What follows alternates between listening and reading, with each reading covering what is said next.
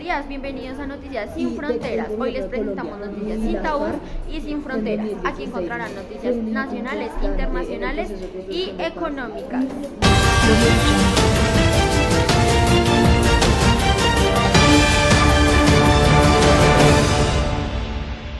Ahora les presentaremos algunos proyectos de los ministerios actuales.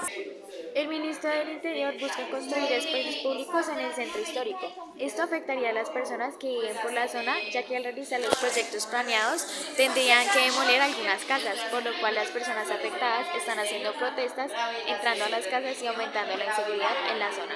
El Ministro de Justicia y Derecho ha entendido que es fundamental invocar a las comunidades en la lucha contra las drogas y llegar a un acuerdo con las comunidades que siembran droga. Para lograrlo, están buscando proyectos en los que se le puedan trabajar juntos. El objetivo de estos proyectos es prevenir el consumo de drogas y brindar apoyo a las personas que ya están involucradas. El Ministro del Interior busca un espacio de diálogo con el fin de establecer acuerdos con la comunidad LGBTIQ+, para la igualdad de derechos. Estas son algunas de las dinámicas de inclusión y exclusión en Colombia. Las personas en condición de discapacidad han sufrido burlas a nivel de desempleo, los prejuicios en la producción laboral y la exclusión del mercado. La ley prohíbe la discriminación cuando se trata de un aspecto por el empleo y además es ilegal acosar a alguien en condición de discapacidad y se puede llegar a dar una sanción. Ninguna institución educativa tiene el derecho de discriminar a los estudiantes por su identidad de género ni por su estrato social. El derecho a la educación es algo esencial para cualquier joven y que sufran discriminación por su identidad sexual en el colegio es algo duro. Tener actitudes discriminantes con alguien por su estrato social es algo clasista y de manera directa le está negando el derecho a su estudio. En la sociedad hay lugares donde la exclusión social se da por en torno a la economía política. Por ejemplo, Colombia es una sociedad caracterizada por una profunda exclusión social por falla del Estado. Buenas tardes, estimados televidentes. Hoy les traemos una historia inspirada de un ciudadano comprometido con la construcción de paz en nuestra comunidad. Les hablaremos de María Rodríguez, una incansable defensora de los derechos humanos y promotora de la convivencia pacífica. Buenas tardes, estamos con María Rodríguez, una líder comunitaria que se ha destacado por su incansable trabajo en la construcción de paz en nuestra ciudad.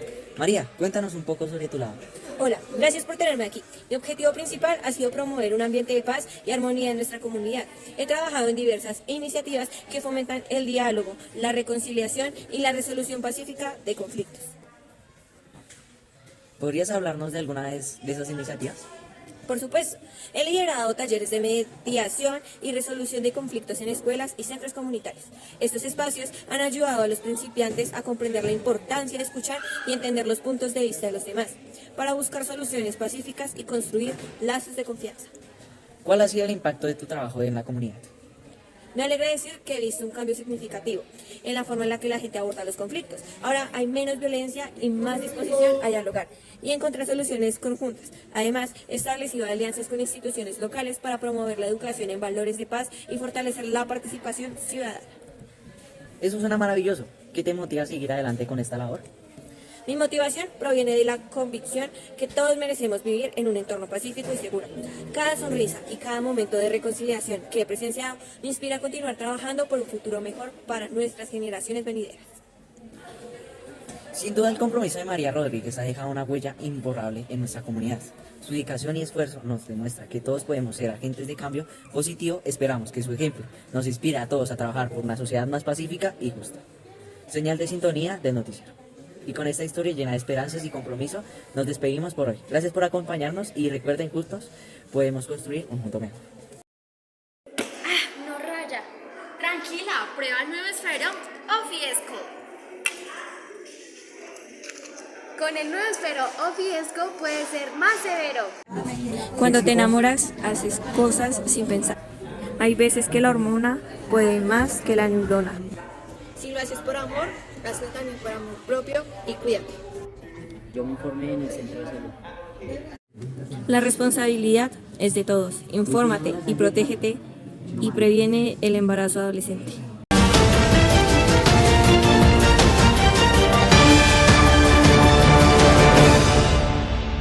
La pobreza alimentaria en África se incrementó entre un 40 y un 60% a raíz de la guerra en Ucrania. Ahora vamos con mi compañero Juan José Barbosa, el cual nos contará más a fondo sobre esta noticia. Gracias. La pobreza extrema sigue siendo uno de los principales desafíos en África, con millones de personas luchando por satisfacer sus necesidades básicas, ya que en África la pobreza extrema es un problema arraigado que afecta a una gran parte de la población, ya que muchas personas viven con menos de $1.90 al día, lo que dificulta su acceso a alimentos adecuados, vivienda digna, atención médica y educación. La falta de empleo no formal y alta tasa de desempleo contribuyen a esta situación. Además, la pobreza en África no solo se refleja en la falta de ingresos, sino también en la falta de acceso a servicios básicos, como agua potable, saneamiento adecuado y electricidad. Las comunidades rurales y las zonas urbanas marginales son las más afectadas, ya que a menudo carecen de infraestructuras básicas y servicios públicos, ya que la pobreza extrema también es estrechamente vinculada con otros problemas sociales como la desnutrición, la falta de acceso a la educación y la salud precaria. Estos factores se combinan para crear un ciclo intergeneracional, pobreza que es difícil de romper. Para abordar este desafío se requieren estrategias integrales que promueven el crecimiento económico inclusivo, el desarrollo sostenible y la reducción de desigualdades, ya que esto incluye la creación de empleos decentes, el fortalecimiento de los sistemas de protección social, el fomento de la inclusión financiera y el acceso equitativo a servicios básicos. Además, es fundamental mejorar la gobernanza y combatir la corrupción para garantizar los recursos se utilicen de manera efectiva en beneficio de la población más vulnerable, ya que en este caso sería en África. Hay muchas familias que enfrentan la pobreza extrema y necesitan apoyo para satisfacer sus necesidades básicas. Un ejemplo podría ser una familia en una zona rural que depende de la agricultura para su sustento, pero que enfrenta condiciones climáticas adversas como sequías o inundaciones. Nuestro siguiente titular es Desigualdad social en Latinoamérica, una brecha que persiste y desafía la equidad regional. Hablaremos de un tema que no se ha dado tanta relevancia como de la que se debería, ya que es un tema sumamente importante porque temas como el exceso de trabajo, desigualdad económica, falta de oportunidades, entre otras, deben tenerse en cuenta. Y acá seguimos el rol de una familia que emigró para Colombia y aún no han podido conseguir mejores oportunidades que en su país natal, ya que acá no han conseguido su cometido y viven en pobreza total, ya sea por falta de ingresos o por las escasas oportunidades que se les ha presentado. Los inmigrantes venezolanos en Colombia viven de diversas formas, encontrando empleo en varios sectores y recibiendo apoyo del gobierno y organizaciones para su salud, educación y empleo. Algunos enfrentan dificultades económicas y viven en condiciones precarias, ya que en el continente de estados latinoamericanos los estados ejercen un papel fundamental en el aspecto socioeconómico y político para sus habitantes y contribuyen a la rica diversidad. Pero también hay varias desigualdades socioeconómicas en Latinoamérica. Es un problema persistente. Existe una brecha significativa entre los sectores más ricos y los más pobres de la sociedad. Muchos países enfrentan altos niveles de pobreza, falta de acceso a educación de calidad y oportunidades limitadas de empleo. Esta desigualdad también se manifiesta en la distribución desigual de la tierra, el acceso limitado a recursos básicos y la falta de oportunidades para grupos marginados, como serían pueblos indígenas y afrodescendientes. Estos desafíos socioeconómicos han llevado a tensiones sociales, protestas y movimientos por la justicia social en toda la región.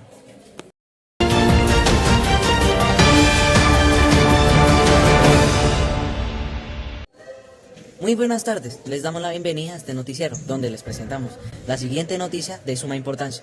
El gobierno ha dado a conocer hoy la aprobación de un controvertido proyecto de megaminería, con el objetivo de impulsar el desarrollo económico de nuestra nación. Sin embargo, esta medida genera un fuerte debate y diversas posturas encontradas en nuestra sociedad. Así es, esta noticia ha causado gran inquietud en los defensores del medio ambiente y en distintos grupos ciudadanos que expresan su preocupación por los posibles impactos negativos que esta actividad extractiva puede tener en la biodiversidad y en la calidad de vida de las comunidades locales. Expertos en la materia advierten que la megaminería puede conllevar la deforestación de áreas naturales, la contaminación de ríos, así como el deterioro del suelo. Estos efectos podrían afectar directamente la fauna y la flora de la región y, en última instancia, la salud de las personas que habitan en las zonas cercanas de las minas. Además, ha surgido un acalorado debate en torno a la distribución de los beneficios económicos que se derivan de esta megaminería. Y sí, en realidad, este proyecto contribuirá a un desarrollo sostenible a largo plazo. Organizaciones sociales y ambientales demandan una mayor participación ciudadana y transparencia en el proceso de toma de decisiones. Es importante mencionar, por otro lado, que desde el gobierno que se argumenta que este proyecto generará empleo y oportunidades económicas para la región. Sin embargo, las opiniones se encuentran divididas y se espera que en los próximos meses se realicen estudios más detallados para evaluar los riesgos y beneficios de esta actividad extra, lo que trae problemáticas. El proyecto de megaminería se ha convertido en el centro de atención en distintos ámbitos de nuestra sociedad, desde el sector empresarial hasta las organizaciones ambientales. La polémica está a flor de piel. Mientras tanto, entidades gubernamentales y locales están buscando encontrar el equilibrio entre el impulso económico y la protección del medio ambiente. Mantendremos una estrecha vigilancia sobre esta noticia en los próximos días y les mantendremos informados sobre los avances y novedades en este tema tan relevante. Les agradecemos por acompañarnos e invitarnos a mantenerse sintonizados en nuestra próxima emisión. Gracias y que tengan una excelente tarde. El gobierno anuncia una nueva política de nación y nacionalismo. En un comunicado oficial, el gobierno ha dado a conocer hoy una nueva política de nación y nacionalismo. Esta medida busca fortalecer la identidad nacional y promover un sentido de unidad entre los ciudadanos, en un momento crucial para la cohesión del país. La motivación detrás de esta política radica en la necesidad de fomentar el respeto a la diversidad cultural y, a su vez, promover los valores fundamentales que unen a todos los ciudadanos en su condición de parte de una misma nación. Consciente de la importancia de la integración y el bienestar común, el gobierno ha definido algunos objetivos clave para esta política. En primer lugar, se buscará la consolidación de una identidad nacional inclusiva, que sea capaz de reconocer y valorar las diferencias y contribuciones aportadas por cada individuo. Se promoverá el diálogo y el respeto mutuo como pilares fundamentales para la construcción de una sociedad cohesionada.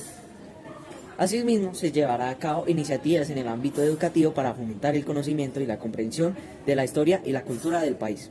Se buscará crear conciencia sobre la importancia de la diversidad cultural y se realizarán actividades que promuevan la convivencia pacífica y la aceptación mutua en las escuelas y comunidades. La implementación de esta política contará con la participación de diversos sectores de la sociedad, incluyendo expertos en el ámbito de las relaciones internacionales, las historias y las ciencias sociales. Se establecerán mesas de trabajo y espacios de debate para escuchar las diferentes perspectivas y enriquecer el proceso de elaboración de propuestas y acciones concretas.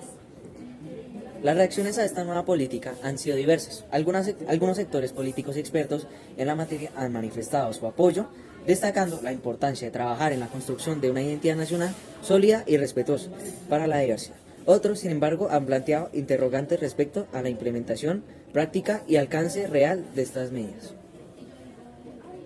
Para finalizar, la nueva política de nación y nacionalismo presenta por el gobierno que busca fortalecer la identidad nacional y promover el respeto de la diversidad cultural a través del diálogo y la construcción de consensos, y se espera consolidar una sociedad concesionada en la que todos los ciudadanos puedan sentirse parte y activa y reconocida. Para una Bogotá más segura, vota este 29 de octubre por ganar alcalde.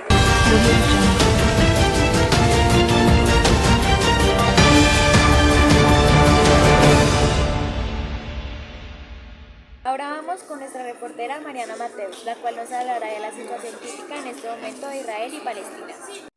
Así es, Sara. El pasado 7 de octubre del presente año, la situación entre Israel y Palestina es crítica, teniendo en cuenta los ataques aéreos del gobierno israelí a la Franja de Gaza. Por otro lado, también fueron atacados múltiples objetivos del grupo Hamas en una incursión terrestre desde los tanques, los cuales dispararon proyectiles, dejando graves daños. Hoy estoy entrevistando a Laila, que es colombo-palestina, colombiana por parte de su mamá y palestina por parte de su papá. Buenas tardes, mucho gusto, Laila Abdel. Bueno, vamos a iniciar con la primera pregunta, que es ¿cuál es la causa y el motivo del conflicto actual entre Israel y Palestina? Ok, listo. Pues para entender un poco mejor cuál es el conflicto entre Palestina y Israel, tenemos que remontarnos a muchos años atrás, antes de la Primera Guerra Mundial. Entonces, ¿qué pasa? Palestina era un territorio único antes de la Primera Guerra Mundial. Este territorio estaba, digamos que, gobernado por los otomanos, y ahí solo vivían en ese entonces árabes musulmanes, ¿sí? Después de la Primera Guerra Mundial, este gobierno otomano cayó y pasó a manos de Gran Bretaña. En Gran Bretaña, debido también a los enfrentamientos, ahí estamos hablando más o menos los años 1920-1930, tiene como una coincidencia con todo lo que pasó con el holocausto de los judíos y de Hitler y bueno, todo el genocidio que hubo de judíos en su entonces. Entonces Gran Bretaña, en recompensa por los judíos, decidió firmar un acuerdo con el Estado, o bueno, con los judíos para darles un territorio a ellos y reconocerlos como con el fin de premiarlos o con el fin de recompensarlos pues por toda la pérdida que habían tenido en ese entonces. Entonces, en ese momento, Gran Bretaña decidió escoger a Palestina como uno de los países, o como el país en donde se iba a generar el Estado de Israel, ¿sí? Eso pasó más o menos entre 1922. En 1922 empezó a hacer una migración muy, muy grande de judíos al territorio palestino. Ahí todavía no estaba declarado por Gran Bretaña que se iba a generar el Estado judío, pero ya empezó a hacer una migración de parte de Alemania y todo eso hacia este territorio. Y con el tiempo, ahí fue cuando, en esa migración hubieron muchos desplazamientos porque ellos empezaron a migrar a Palestina y en esa Palestina ya vivían árabes. Entonces empezaron a ocupar esa tierra y hubieron muchos enfrentamientos. Entonces, para evitar esos enfrentamientos que estaban ocurriendo entre árabes y judíos, Gran Bretaña entró como representante de la ONU a decir, acá se va a formar dos estados, un estado para Israel y un estado para Palestina. Y en ese momento fue donde dividió a la Palestina en dos partes, ¿sí? Uno para los judíos y otro para los árabes. En ese caso sería para Israel y para Palestina, ¿sí? Eso fue en 1948. ¿Qué pasa? Ese acuerdo que se llama la Declaración de Balfour no fue muy acogida por los árabes porque, ¿qué pasa? El territorio palestina era un territorio 100% árabe que ya estaba ocupado por árabes, pero de acuerdo a esa declaración que hizo Gran Bretaña en su entonces, generó que muchos judíos migraran ahí y ocuparan esas tierras, y los árabes que ya vivían ahí tuvieron que desplazarse obligatoriamente a otros territorios, tuvieron que salir a otros países, tuvieron que reubicarse en el territorio que habían asignado como 100% Palestina, pero pues no fue justo. En esa migración, ese proceso, para los árabes en la parte histórica de ellos lo conocen como el Nakba. Y en esa migración más o menos 750.000 personas se vieron afectadas. Muchísimas, niños, ancianos, mujeres embarazadas, hombres, muchísimas personas se vieron afectadas en esa migración. Pero no todo terminó ahí. En 1947-1948 siguieron los enfrentamientos. Entonces Israel no solo se conformó con el territorio que ya le había dado Gran Bretaña, sino decidió empezar a ocupar más y más y más y más territorios. Siguieron los enfrentamientos, o sea, eso no paró el conflicto como lo estimaba la ONU, en este caso Gran Bretaña, sino que siguieron los conflictos, entonces siguieron los enfrentamientos y demás, y en 1967 hubo un enfrentamiento a gran escala nuevamente entre árabes y judíos, y lo que pasó ahí fue que ocuparon aún más territorio. Entonces ya el territorio que había sido asignado por Gran Bretaña fue reducido en ese conflicto, ¿sí? Entonces ya no era como un territorio continuo palestino, sino ya eran enclaves o como unidades de Palestina en su territorio. O sea, era como Palestina y alrededor Israel, Palestina, Israel, Palestina. O sea, no era un territorio continuo para los palestinos. Esa parte es más que todo Cisjordania. Y con el tiempo ha seguido, o sea, este conflicto nunca ha parado. Siempre desde ese entonces han habido enfrentamientos por ocupación. Entonces Israel todo el tiempo nunca ha parado esta ocupación. Cada vez con el pasar de los años se ve más reducción, más reducción, más reducción en el territorio palestino y más ocupación o el territorio más grande cada vez para... La segunda pregunta es, ustedes como palestinos, ¿qué le piden a Israel?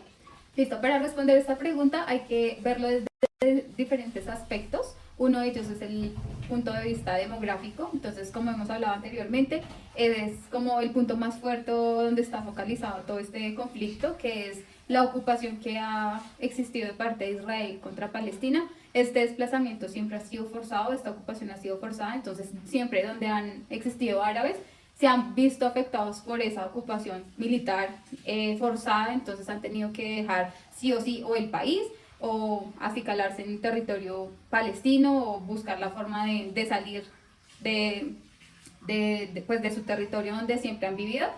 para darle paso a Israel, ¿sí? Entonces, como la primera petición es como dejarnos el territorio, devolvernos el territorio que nos pertenece.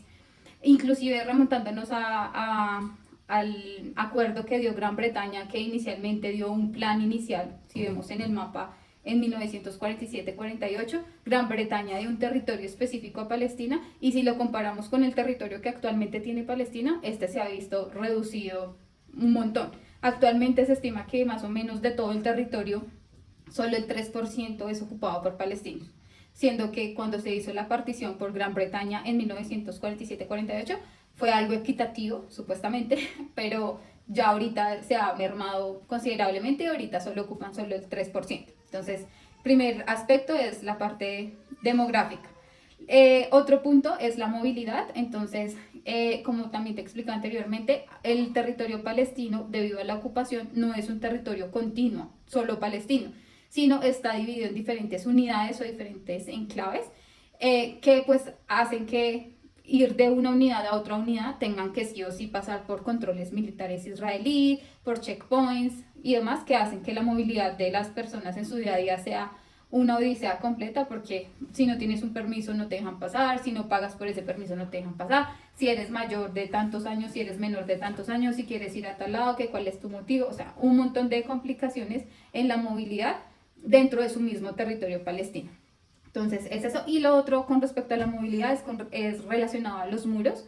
En Israel han construido muchos muros que los llaman muros de apartheid, que lo que hacen es dividir zonas. Entonces la zona de los palestinos con la zona de los israelíes, y eso también ha generado muchísimas complicaciones dentro de la movilidad de los palestinos.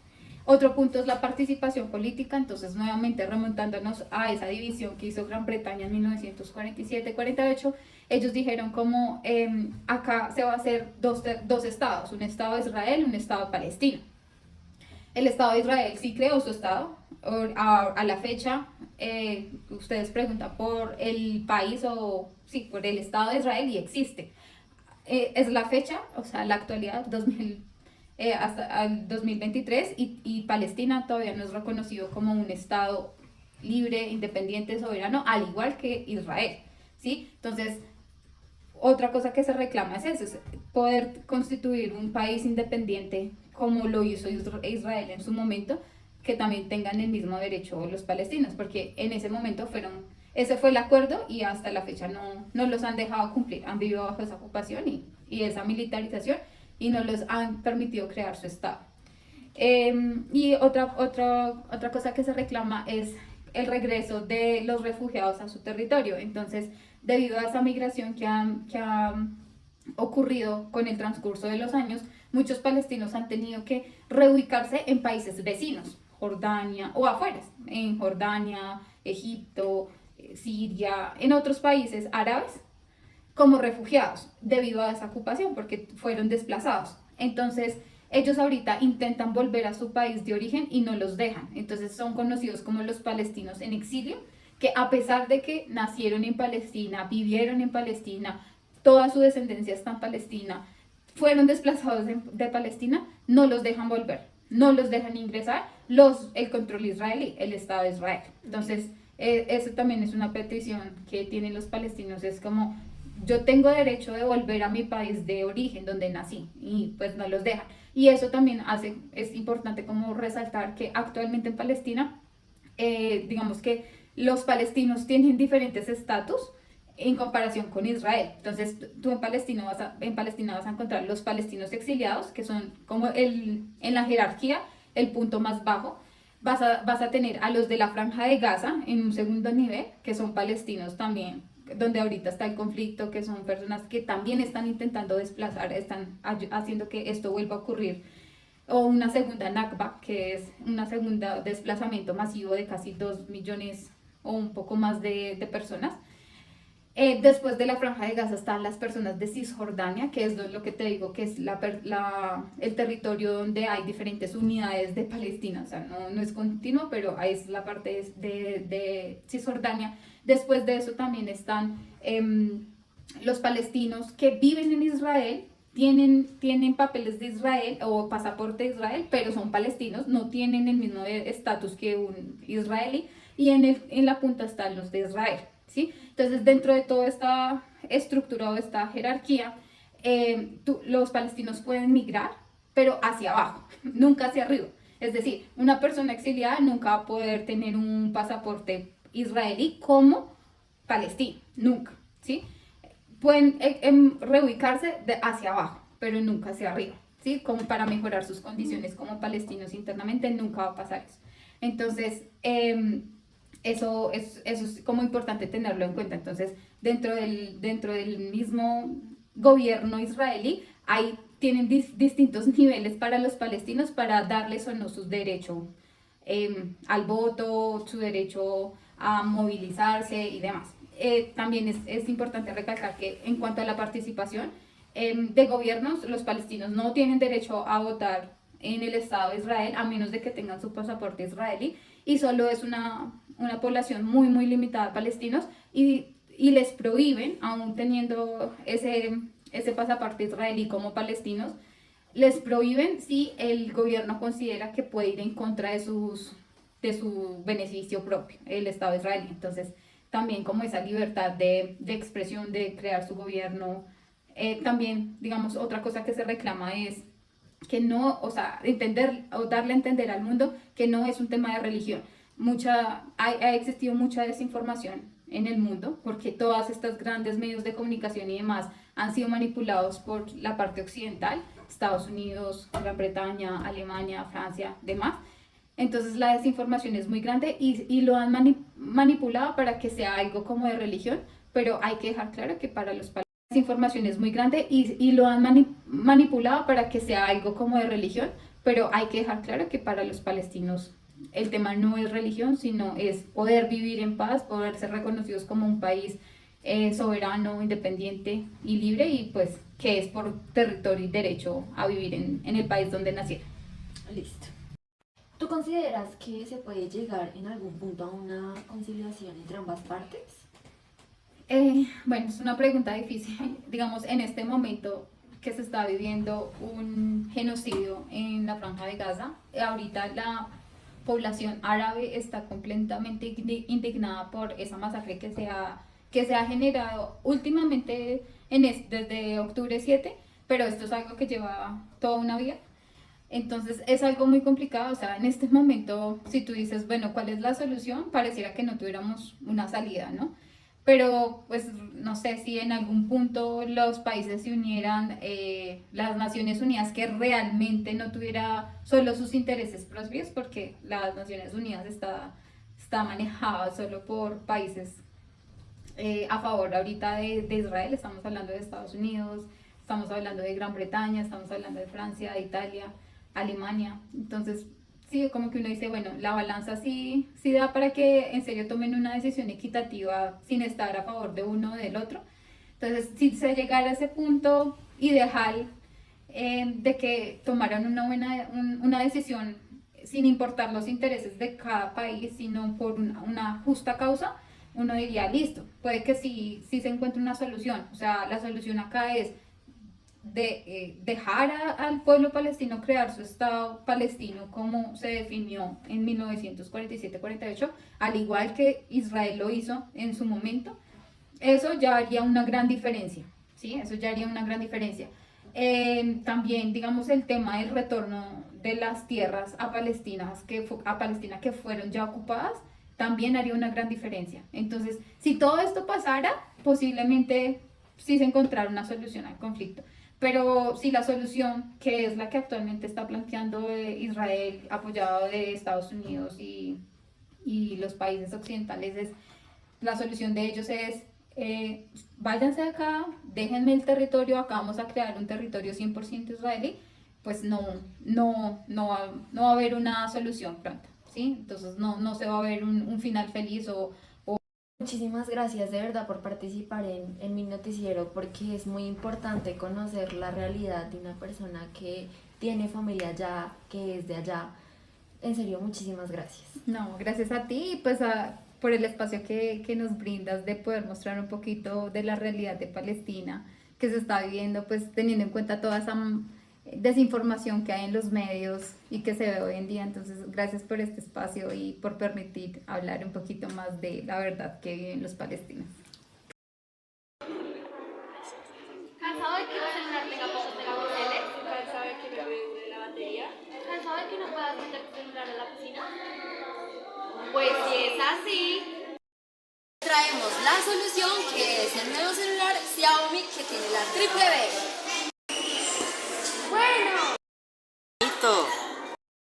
Muy barato.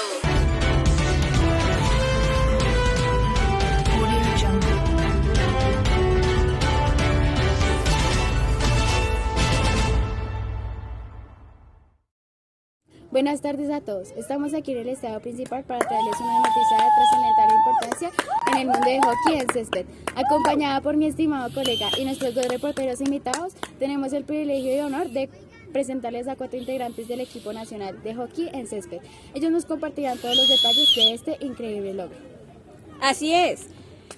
Estamos ansiosos por traerles esta emocionante noticia y sumergirnos en los entretelones del éxito que ha alcanzado este equipo. Sin duda, este es un momento histórico para el hockey en césped. ¿Podrían contarnos qué ha sucedido exactamente?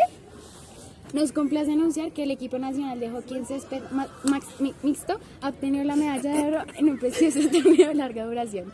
Sí, ha sido un logro excepcional para todos nosotros. Estamos emocionados de compartir esta experiencia con todos ustedes. Es verdaderamente asombroso. ¿Podrían compartir algunos detalles sobre cómo lograron este hito impresionante? Ha sido un camino de mucho esfuerzo y dedicación. Hemos trabajado incansablemente en los entrenamientos, perfeccionando nuestras habilidades y fortaleciendo nuestra cohesión como equipo. ¿Podrían contarnos sobre algún momento clave durante el torneo que haya sido especialmente emocionante? Por supuesto, en las semifinales estábamos enfrentando a un equipo formidable. Fue un partido reñido y estábamos empatados hasta los últimos minutos. Fue entonces cuando nuestra capitana anotó un gol espectacular, marcando la diferencia y llevándonos a la gran final. Increíble. Sin duda deben haber experimentado una gran emoción en ese momento. ¿Cómo fue la reacción del equipo tras ganar ese torneo?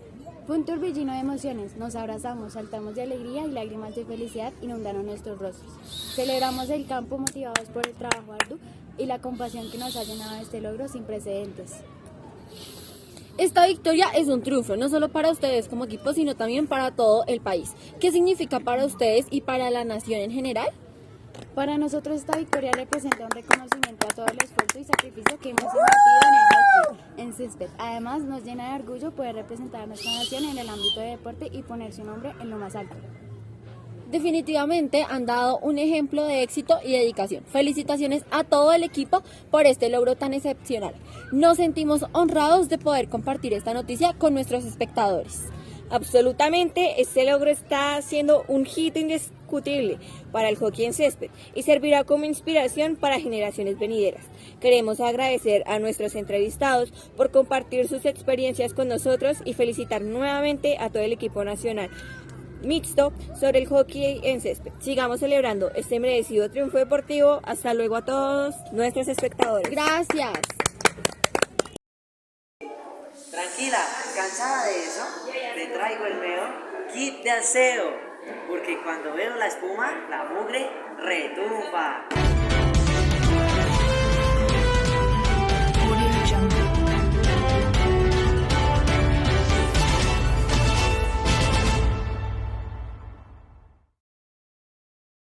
Queridos televidentes, en los últimos días se volvió viral una página de la iglesia la cual está ayudando a los afectados por el posconflicto. Estas comunidades apoyan a los desplazados, contribuyen en los procesos de dejación de armas, ayudan a la liberación y acompañamiento de secuestrados y apoyan a la población más vulnerable. Pero, ¿cómo podemos promover el mensaje de la iglesia? ¿Compartiendo con el prójimo? Podemos compartir el mensaje de la iglesia mediante redes sociales, grupos o con amigos.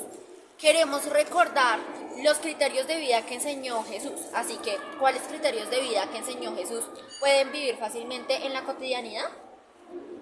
Los criterios que se pueden vivir son el amor al prójimo, ya que podemos crecer en caridad, en justicia y en sabiduría. ¿Y ahora qué características las comunidades cristianas podrían tener en un grupo de personas que trabajan en zonas de conflicto?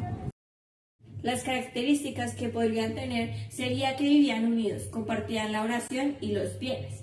Estas serían las características de la Iglesia y de las comunidades cristianas. Muchas gracias por ver. Gracias por ver este gran noticiero.